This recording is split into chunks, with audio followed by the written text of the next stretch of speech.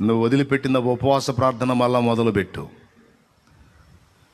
నువ్వు వదిలిపెట్టినటువంటి ఆత్మీయ సాధన మళ్ళా మొదలుపెట్టు.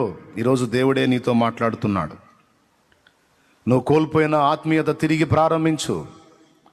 నువ్వు కోల్పోయినటువంటి ఆ భక్తి, ఆ దేవాసక్తి, ఆ ఆత్మల భారం, సేవా దృక్పథం, పరిశుద్ధాత్మ నడిపింపు నువ్వు తిరిగి పొందుకోవాలి. నువ్వు దేవునికే దాసుడివి, దాసురాలివి కావాలి. కానీ మరి ఏది నిన్ను ఏలకూడదు, ఏది ఏలాలన్నా నీ శరీరమే దానికి ఆధారం. ఇప్పుడు శరీరాన్ని నువ్వు దెబ్బ కొట్టావంటే ఆటోమేటిక్గా అన్నీ కంట్రోల్ అయిపోతాయి. ఎంతమందికి అర్థమైంది? దేన్ని దెబ్బ కొడితే అన్నీ కంట్రోల్ అవుతాయి? ఎస్, అన్నిటికీ ఏది నిలయంగా ఉందో, అన్నిటికీ ఏది ద్వారాలు తెరుస్తుందో దాన్ని దెబ్బ కొట్టగలిగితే అన్నీ కంట్రోల్లోకి వస్తాయి.